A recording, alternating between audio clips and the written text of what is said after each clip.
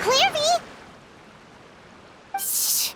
I opened the window while no one was looking. Look how pretty the outside is. If only I could have more than this. You probably think I'm being silly, huh? All this hopeless resisting. It's better to dream of what I could have than try to make it a reality, right? Please, help us get on the same page here, Clary. We need you to tell us what you know. Can you do that? Sure. Although, after you hear all this, I think you might regret that decision. Everyone in this family is nothing more than a tool. Something to be used and exploited.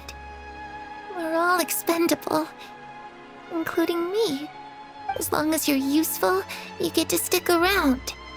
Lose your value, and you're handed over to the doctor, experimented on, and given a fate worse than death. I've seen it happen again and again, and I've had enough. You're saying the knave did all that? It's just, that doesn't seem like something she would do. She's scary and all, but it seems like even she has lines she wouldn't cross. I knew you wouldn't believe me. Everyone thinks she's a good person.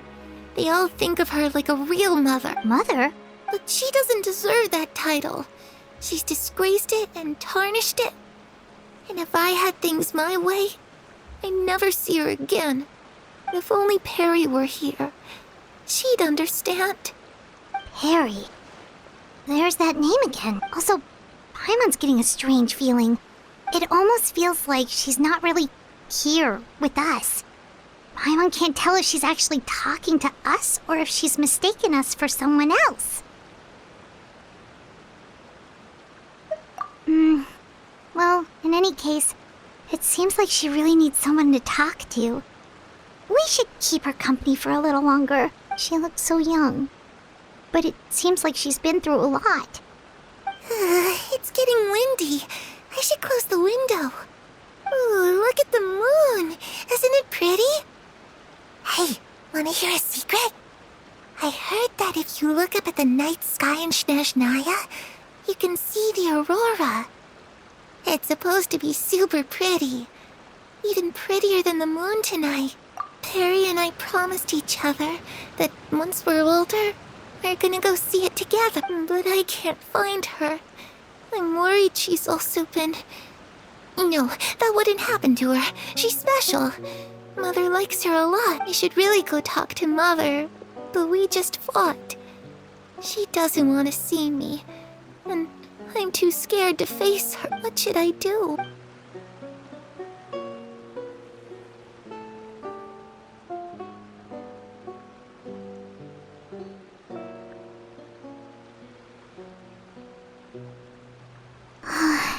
Paimon really doesn't understand what's going on with her.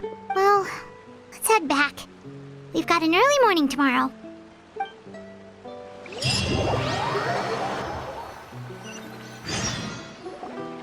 All right, looks like we're all here.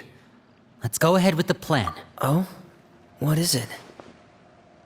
What makes you ask that? Well, we kinda ran into Clairvy last night, and that's what she told us. We met the doctor back in Sumeru. He's super dangerous, and he's done all sorts of bad things. It's possible that Father and the Doctor have had certain dealings, but I don't think Father would work with him. We're not really on the same side, so there's not a lot of trust between them. That doesn't exactly set the stage for a successful partnership. I did hear, though, that when Father first became a Harbinger, the Doctor offered to work with the House of the Heart. Father rejected most of his proposals, except for one. It had to do with some sort of secret experiment. Secret experiment? Could that be what Clairvy was talking about? I don't think so. I don't know any details about the experiment itself, but I do know it's an entirely independent operation. The Doctor only proposed a direction for the research. That was the extent of his involvement. I still don't think that counts as working together. The details of the experiment are confidential, but complete records are kept on all participants. That doesn't seem to be the case with the situation Clairvy referred to. I know you don't agree with some of the Fatui's methods, and I'm not asking you to. But I am asking you to trust us on this. The House of the Hearth has its own principles. There are certain lines we're not willing to cross. Alright, that's good to hear at least. Clairvy seems to think the knave and the doctor work together to do something horrible. If that turned out to be true, Paimon doesn't know how he would even face you guys. It's just that it doesn't seem like Clairvy is lying either. The easiest thing to do would be just ask the knave directly, but Paimon doesn't think she'd tell us. Father didn't come back last night. She's probably still near the shore. We'll be counting on you to distract her. Lynette, you're with me. Fremine, you know what to do. Be on your guard, everyone. All right, let's get to it.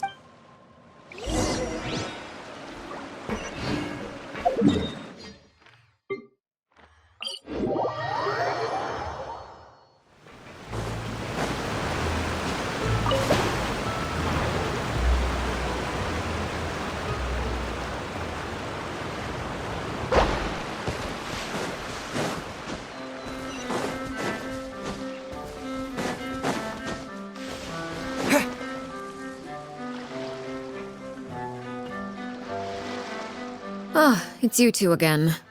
I must say, you look a bit pale. Did you have trouble sleeping last night? A little. Perhaps if you had less on your mind, you'd be able to absolve yourself of such trouble. So what are you planning to do now? Catch up on some sleep? Or should I give you some time to rack your brain for a topic to discuss before I ask any questions? Although I must profess to being curious. Without Child here, how do you plan on distracting me? Us? Distract you? Good one. But no, we were just here for a chat. Looks like you could have used some extra time to think. No matter. If you don't have any other plans, why don't you accompany me somewhere? Don't worry. I'll be sure to steer clear of any scheming children. The ocean breeze is sure nice today.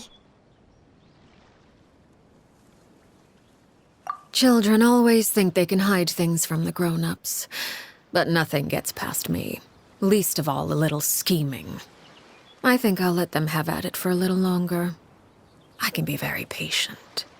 Well, I'll leave you to think things over.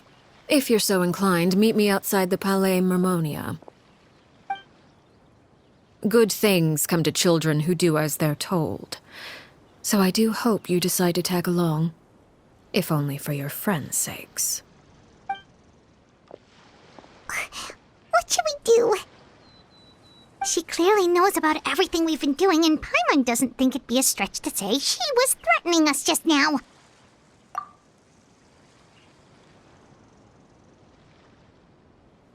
Oh, good idea.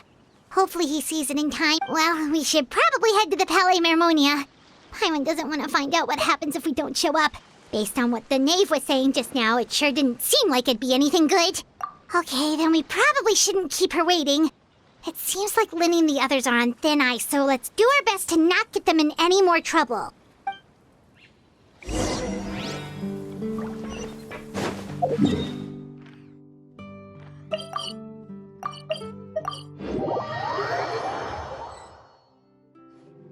Seeing as we still have some time before my meeting, we might as well enjoy some pleasant conversation while I'm glad to see you get along with my children.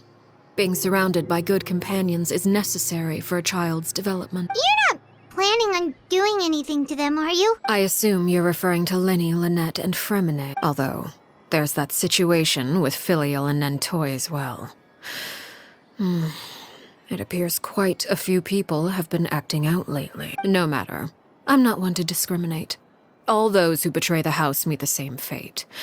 There are no exceptions. Does that mean you're going to kill them? Oh, are you here to beg for their lives? I'm sorry to disappoint, but the rules of the house change for no one.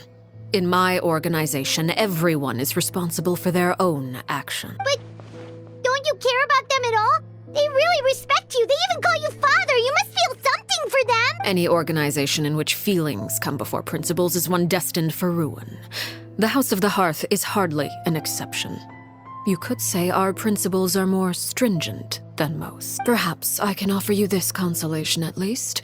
As our guests, you two will not be held accountable along with them. I would imagine Linny, Lynette, and Fremine will be able to keep their lie. As for Filion and Toy and the others, I'm afraid there's little I can do. They can try to escape, but once you know our secrets, there's no getting out alive. But that's awful. Ah, you seem concerned. Out of consideration for my guests, I suppose I could turn a blind eye for a little longer. If Linny and the others manage to dispose of Clairvy in the meantime, all evidence of their wrongdoing will be lost. In that case, I could hardly punish them for something I couldn't prove. If their efforts are unsuccessful, on the other hand, all will be held accountable. And the punishment will be severe. Of course. Oh, and here, I believe this belongs to you. Do try and keep better track of it next time. It takes a considerable amount of time to train a bird like this. It would be such a pity if you were to lose it. Permanently. Wait, where did you get that? Well, I'm afraid that's all the time we have to chat. Now, for the matter at hand. I asked you to meet me here because I have business at the Palais Mermonia. It has nothing to do with you, but I think it would be prudent for you to stick by my side for the time being. There will always be time later to run off and tell Linny what you've learned. Well, time to go. Looks like we wrapped things up just in time.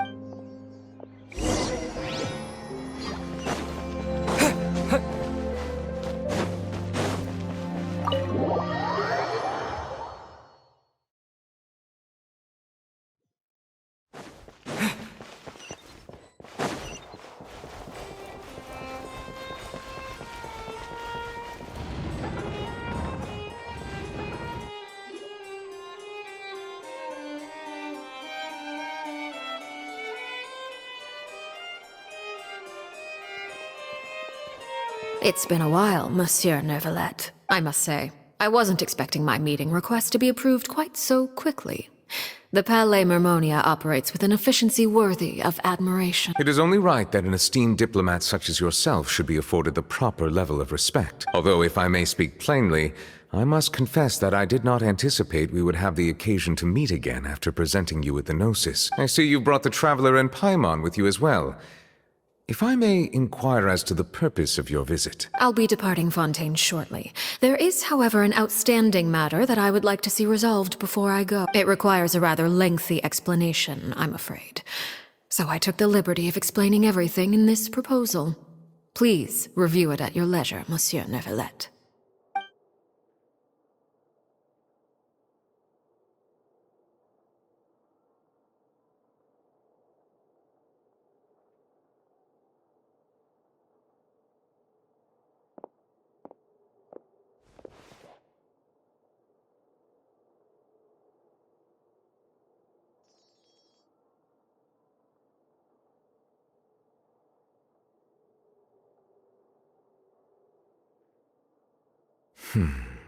I understand your request.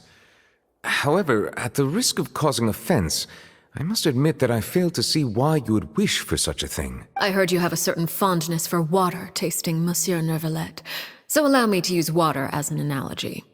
A family is like a large body of water with countless rivers flowing in and out. As someone who watches over this system, I would hope that each river that flows from the source will eventually reach the ocean. Of course, objectively speaking, I know this is impossible. Most of the rivers will dry up along the way, disappearing into the ground and leaving nothing but a barren riverbed behind. Not all rivers are destined to reach the ocean, but I would not see their existence rendered meaningless. I believe the water that flows within them is simply meant for a different destination, like a field in need of irrigation. Or perhaps the glass of a certain water-tasting enthusiast.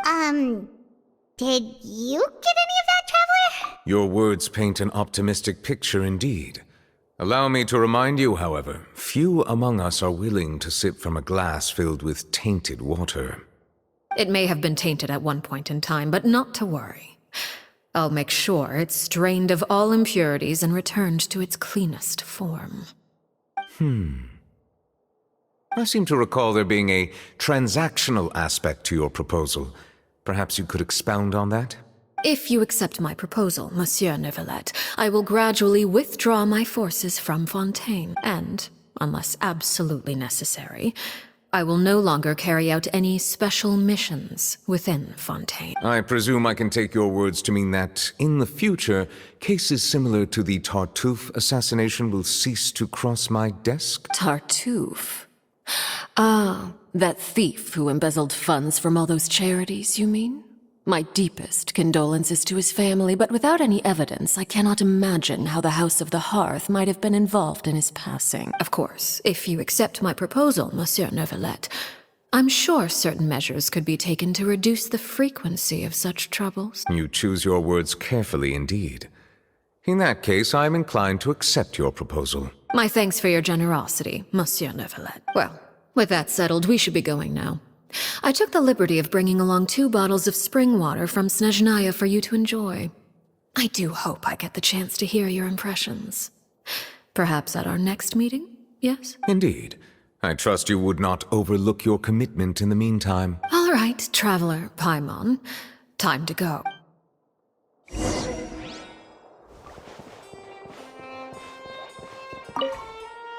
I believe I've told you before that my emotions easily resonate with those of others. Yet in the few meetings I've had with that Harbinger, I haven't been able to sense any aspect of her emotional state. Her mind is like a still body of water. Who knows what darkness lies in its depths?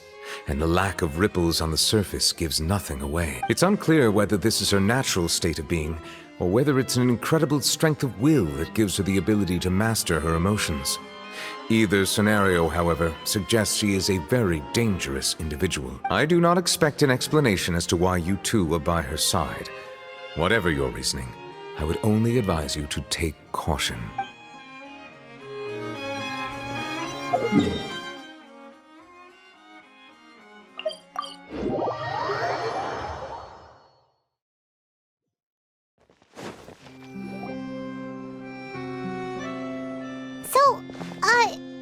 What exactly were you talking about back there? Paimon only heard you mention some rivers, a large body of water, and then some kind of irrigation scheme. You really want to know?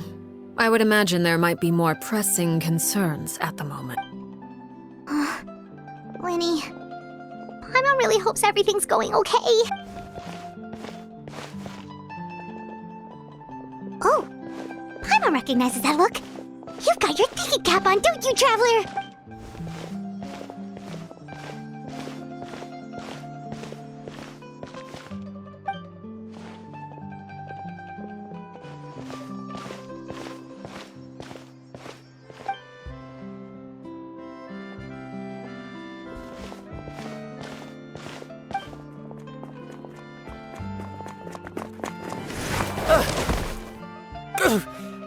Oh, shoot.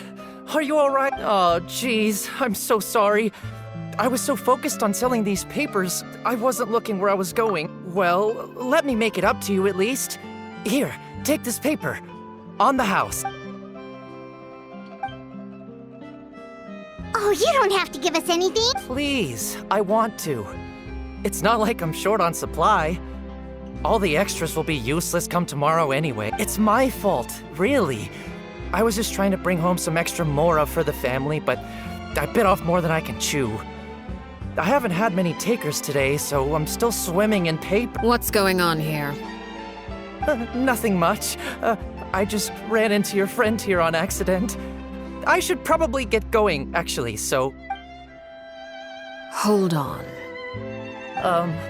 Of course, I'm happy to compensate you with mora, it's just...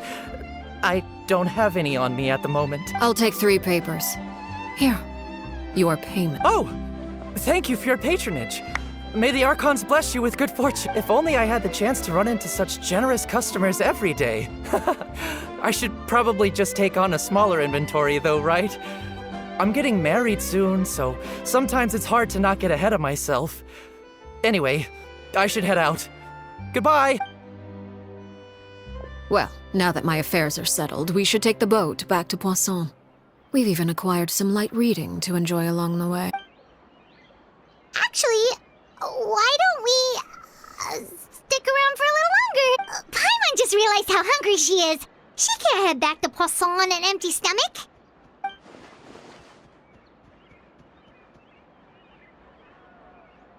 It appears you two are under the impression that delaying our return will somehow alter the situation in your favor. I'm sorry to ruin your fantasy, but your efforts are meaningless. That being said, I could be persuaded to give Linny some extra time. I just have one condition. If you agree to my request, I'll even answer some of your questions. You're quite curious about Claire V, are you not? And my relationship to her. Wait, why are you being so generous all of a sudden? You're not gonna ask us to do something bad, are you? You overestimate yourself. You don't have the talent for bad things. Then what can you possibly— The most important consideration in a negotiation is that both sides receive something they want. Demands and threats only get you so far. Wonderful. Here it is. When the time comes, make the choice that you deem most appropriate in the situation, and lend your help to the House of the Heart. Okay, sounds normal enough. But what do you mean, when the time comes? When is that supposed to be? That is for you to decide. Then we have a deal. Follow me.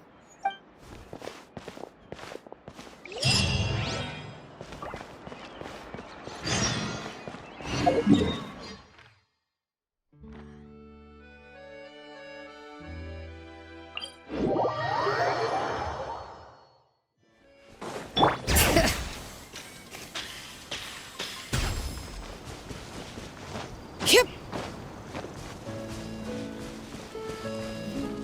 Bring it.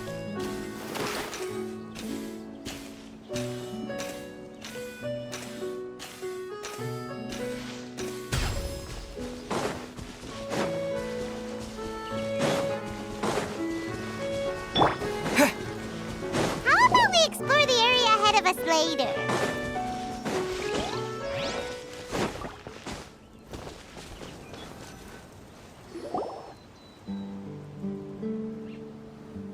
What is this place?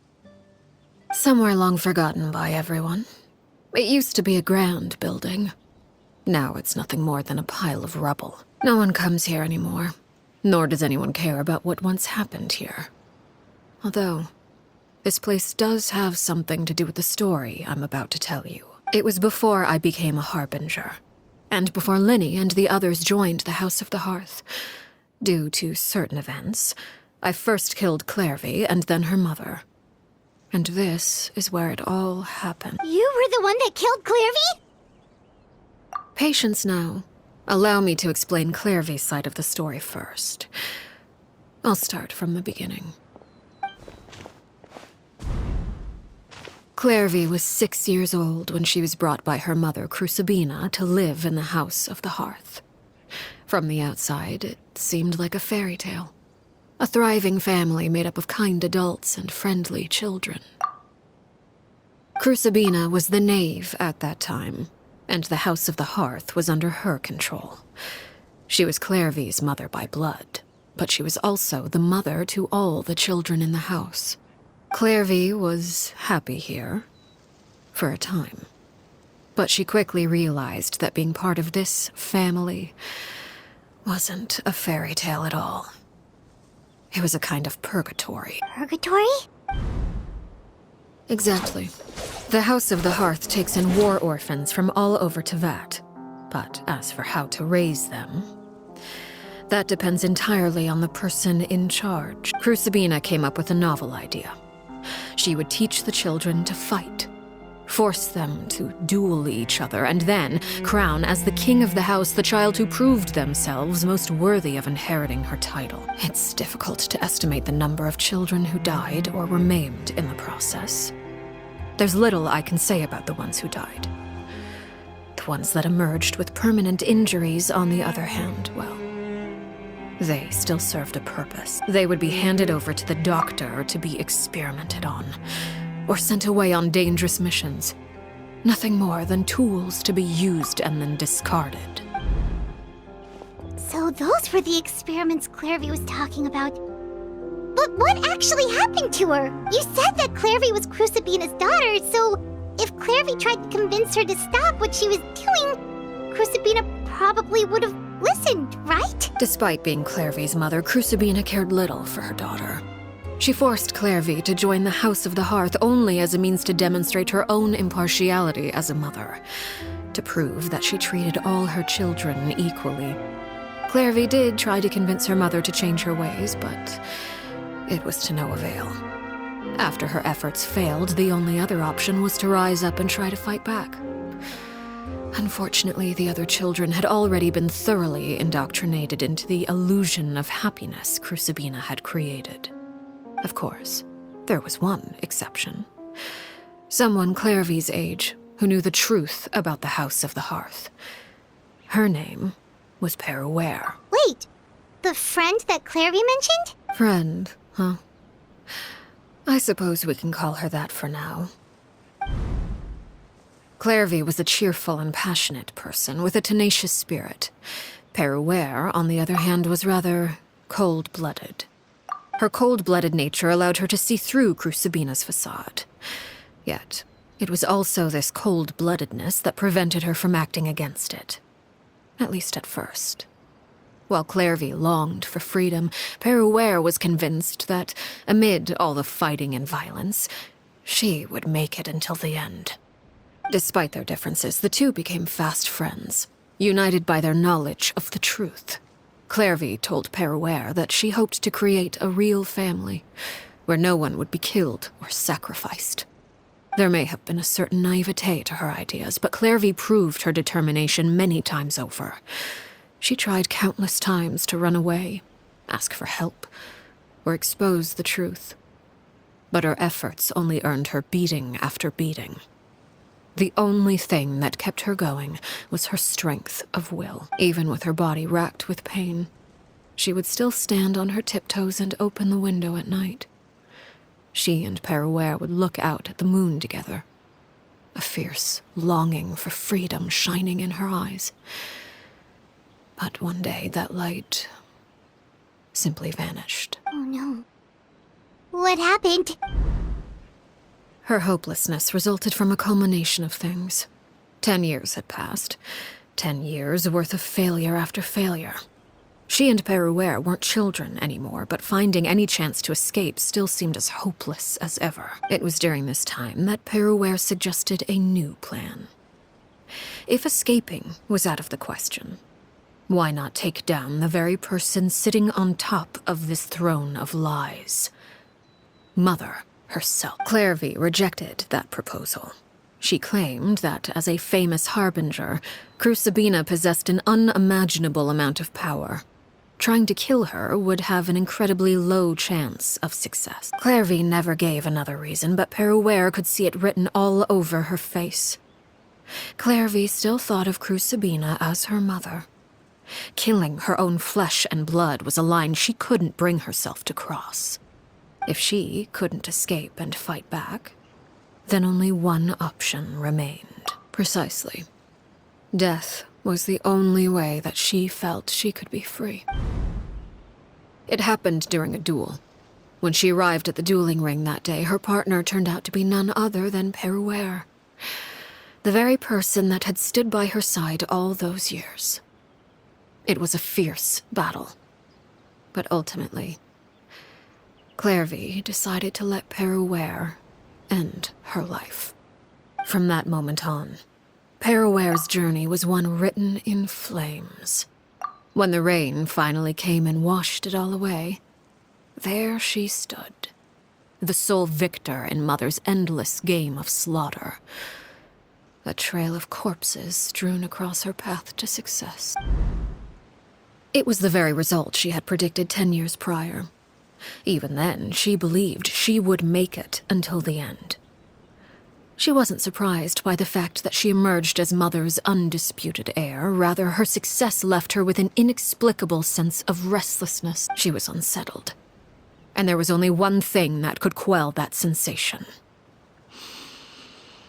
Perhaps you two would like to take a guess as to what it was?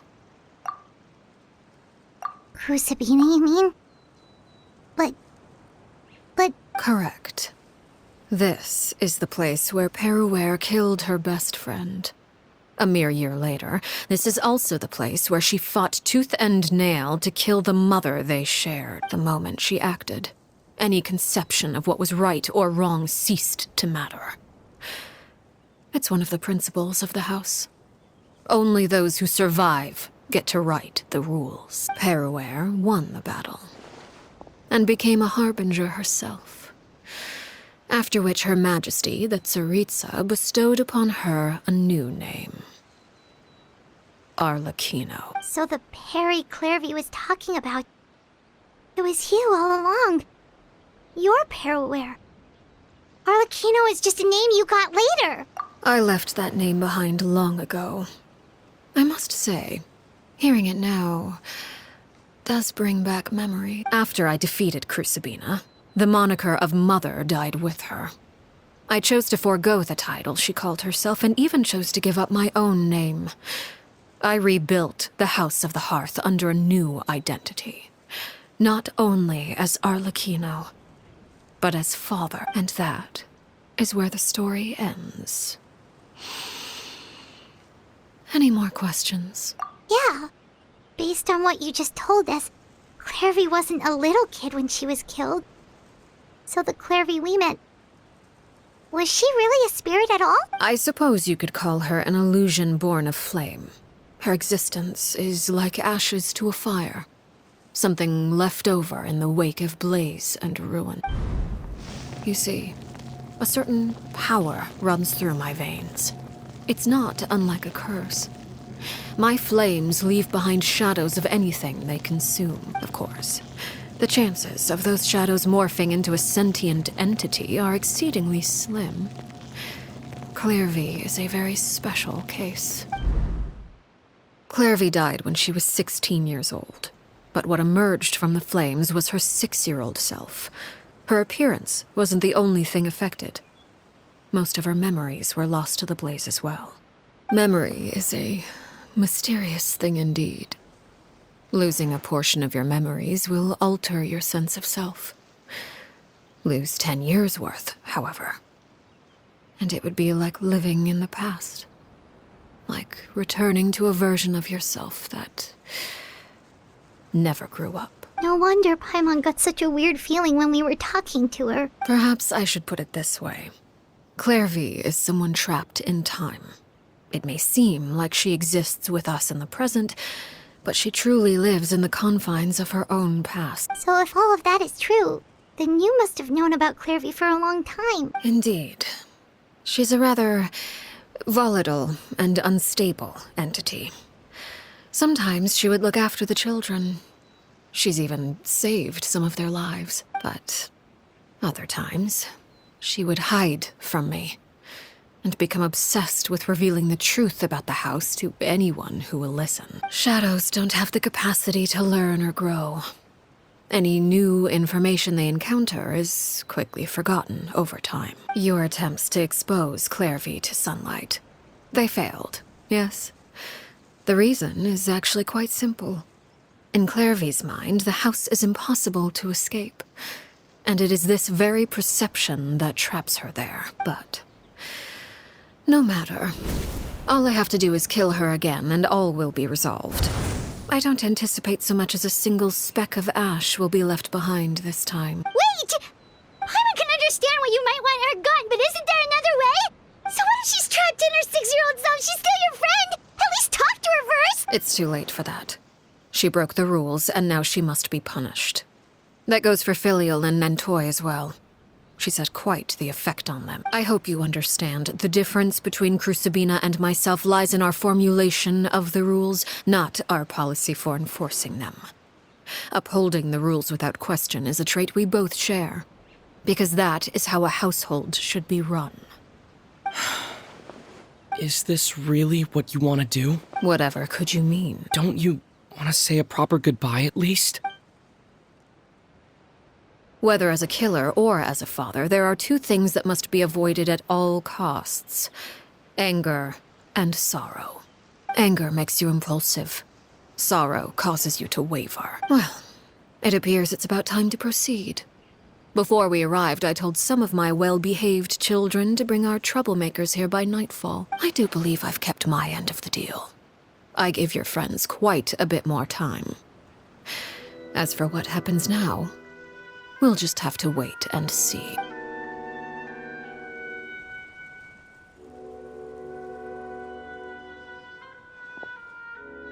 Here they are, Father. You gonna execute him? Seeing something like that would actually be a first for me. Winnie! I'm sorry. I heard about how you helped buy us more time, but I still failed. I couldn't find a way to fulfill her wish. Huh? Are you... Perry? Indeed, it's been a while, Clairvy. Perry! Shh. Stay right there. I'm sorry to postpone our reunion, but first, I believe certain scores need settling.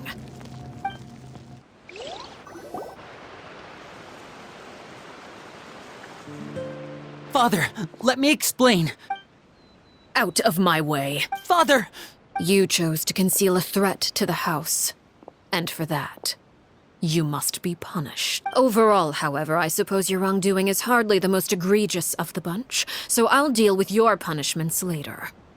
As for right now, the more pressing concerns are the traitors among us. By traitors?